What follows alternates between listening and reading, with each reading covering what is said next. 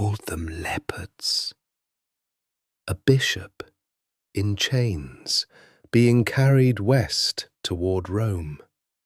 And somewhere on that road, in a letter he sent ahead to the Christians waiting for him there, he chose that word for the men assigned to guard him.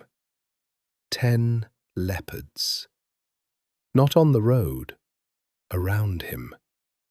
He wrote that the kinder he treated them, the worse they became.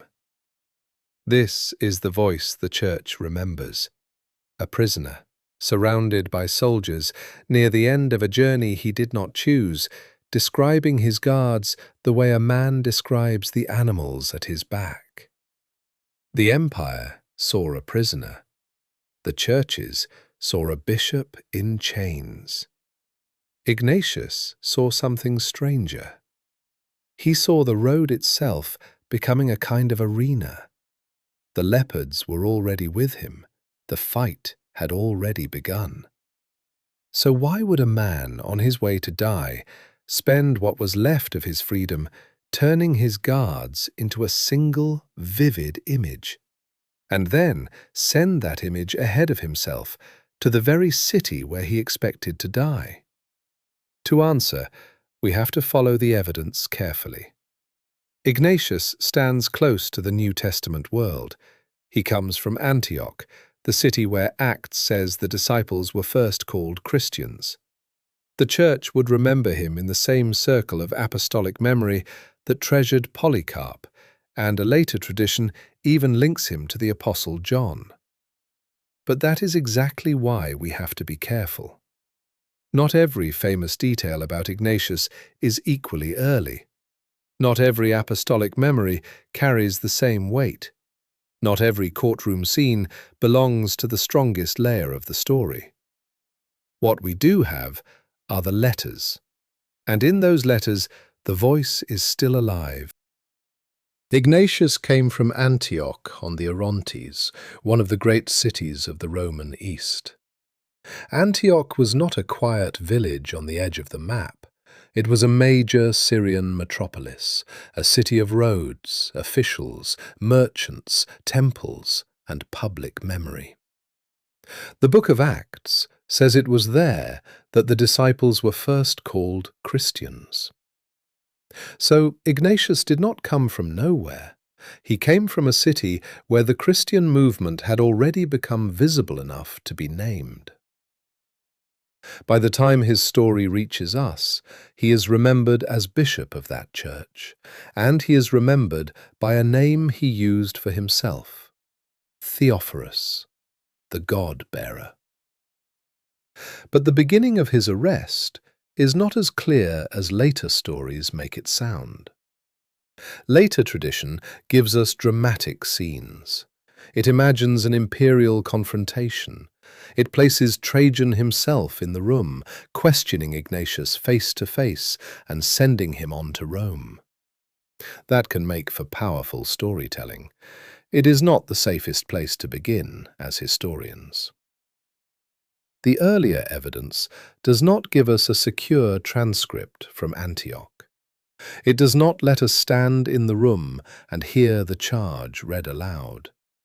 It does not tell us every step between accusation, custody, and transfer. So the honest version begins with a gap. Somewhere behind the letters, Ignatius was taken into custody. Somewhere behind the letters, Antioch lost its bishop. And once he was on the road, the evidence gets stronger, because Ignatius started writing. That is the turn. The part we most want to know about the arrest is partly hidden. The part Rome meant to control, the movement of a prisoner under guard, is the part where Ignatius is clearest. The courtroom fades. The road begins. Roman law did not treat Christians in this period through one simple empire-wide script. The best-known legal window comes from Pliny the Younger and Emperor Trajan. in the same early 2nd century world where Ignatius is traditionally placed. Pliny asked what to do with Christians in his province. Trajan's answer was careful, severe, and local. Do not hunt them down, but if they are accused and proven guilty, punish them. If they deny the name and worship the gods, let them go. That kind of system made local pressure dangerous. A neighbour, a crowd, a magistrate, a festival, a rumour, any of these could turn private Christian loyalty into a public charge. But Ignatius's case still raises a problem. Why send him west?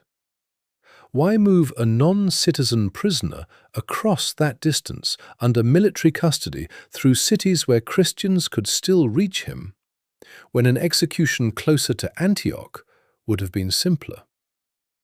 The sources do not let us solve that puzzle completely. Some explanations imagine a transfer for spectacle in Rome. Others look for a local administrative reason, a way to remove a troublesome bishop, cool a tense situation, or hand off a prisoner when the normal machinery was complicated. We should not pretend the evidence settles what it does not settle. The legal machinery is debated. The chains are not.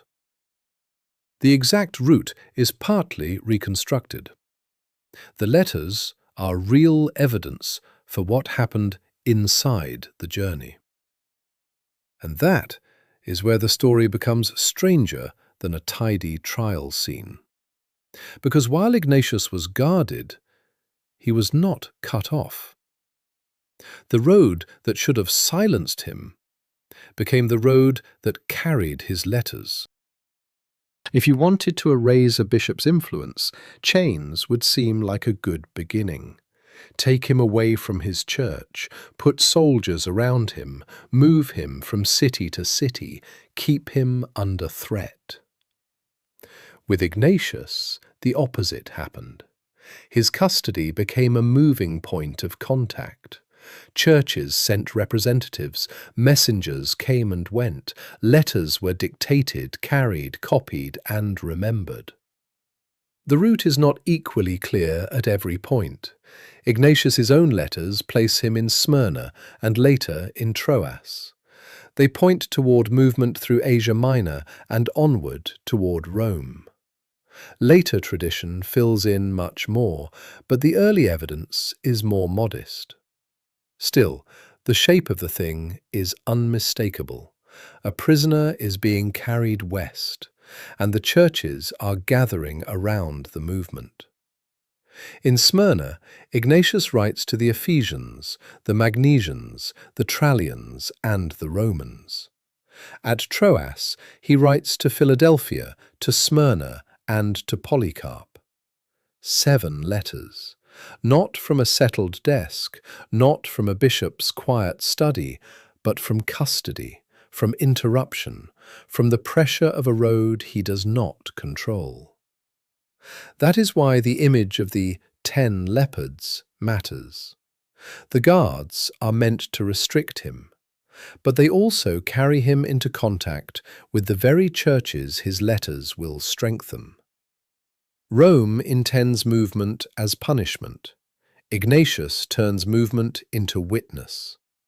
And the most remarkable part is not that Christians later admired him. It is that, while the story was still happening, Christians came close enough to hear him. They came near the condemned man. That tells us something about him. It also tells us something about them. The churches did not treat Ignatius as a shame to be hidden. They came to him.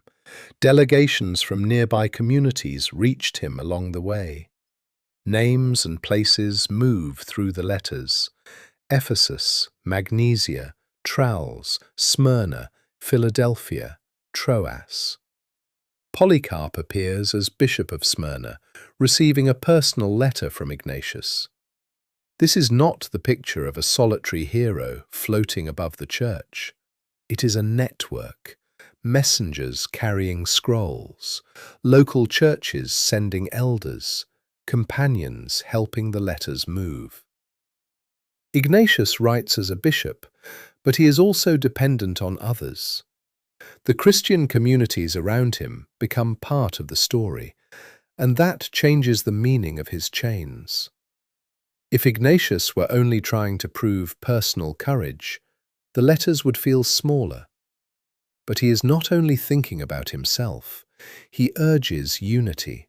He warns against division. He speaks of bishops, presbyters, and deacons. He presses the churches to remain gathered, ordered, and faithful. His custody becomes pastoral.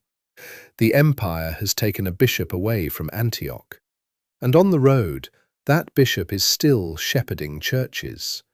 And the churches, by coming to him, make a claim of their own. They are not embarrassed by a prisoner. They are not measuring faithfulness by safety. They are listening to a man whose life is being narrowed by force, because they believe he still has something the church needs. What he gives them is not a technique for survival. It is a way to understand the body, Christ's body, the church's body, and his own body, soon to be broken. Ignatius's theology is not written from a distance. It is written from chains. That matters because one of his great concerns was the real suffering of Christ. Some early teachers pushed in a direction later Christians called docetism, the idea that Christ only seemed to suffer, only appeared to have a real body, only looked as if death had truly touched him. Ignatius could not accept that. In his letters, Christ is not a holy illusion. He is truly born, truly suffered, truly crucified, truly raised. The language is forceful because, for Ignatius, the question is not abstract. If Christ's suffering is unreal, what is Ignatius doing in chains? If the body does not matter, what does martyrdom mean? If the church is not visibly gathered in unity, what does faithfulness look like under pressure? This is why his letters move so naturally between Christ, the Eucharist, the bishop, the gathered church, and martyrdom. To modern ears, those may sound like separate topics. For Ignatius, they belong together. Christ truly suffered in the flesh. The church gathers around that embodied Lord. The Eucharist is not a vague symbol floating above history. And Ignatius's own body, guarded and threatened and carried toward death, becomes part of his witness to the reality he preaches. That does not mean we have to imitate every word of his longing for martyrdom. Modern readers should feel the force and danger of that language. But we should hear what he is trying to protect. He does not want a faith that floats safely above suffering. He does not want a church that dissolves under pressure. He does not want a Christ who only appears to enter the pain of the world. For Ignatius, everything depends on reality. Real incarnation, real suffering, real bred and gathered believers, real chains, and beyond all of it, real hope. That is why Rome matters. Not because every later detail about Rome is equally certain, but because Rome is the horizon Ignatius sees when he writes. It is where his theology is no longer only ink on a page. It is where the witness he has been describing may be tested in flesh. Ignatius expected to die in Rome. He expected beasts. He asked the Roman Christians not to intervene in a way that would prevent his martyrdom. He wrote with startling intensity about becoming God's wheat, ground by the teeth of wild beasts, so that he might be found pure bread. Those words have disturbed some readers and inspired others. They should do both. They come from a world where public death could be made into spectacle, where Roman power knew how to turn bodies into warnings. Ignatius answers that world with a different imagination. If Rome means to make his death a display of imperial force, he means to offer it as witness to Christ. But here again we have to be careful. Later tradition gives the story more detail. It names scenes, dates, and dramatic moments the earliest evidence does not secure in the same way. The famous picture of Ignatius in the Colosseum belongs to Christian memory, art, and devotion more than to the early record. The early letters do not need every later detail in order to matter. The strongest story is already there. A bishop from Antioch is in custody. He calls his guards 10 leopards. He writes to churches as he is carried west. He tells them to hold together. He insists that Christ's suffering was real. He asks Rome not to rescue him from the witness he believes is before him. And then the voice passes from the road into memory. That may be why Ignatius is still hard to ignore. Not because every question about him is easy, not because later legend made him larger than life, but because the letters leave us with a man whose faith did not depend on controlling the outcome. He could not choose the guards. He could not choose the route. He could not make the legal machinery explain itself for later historians. He could not guarantee what Rome would do when he arrived. But he could decide what his chains meant. And that is where the story still presses on the Church. Our moment asks different questions than Rome did.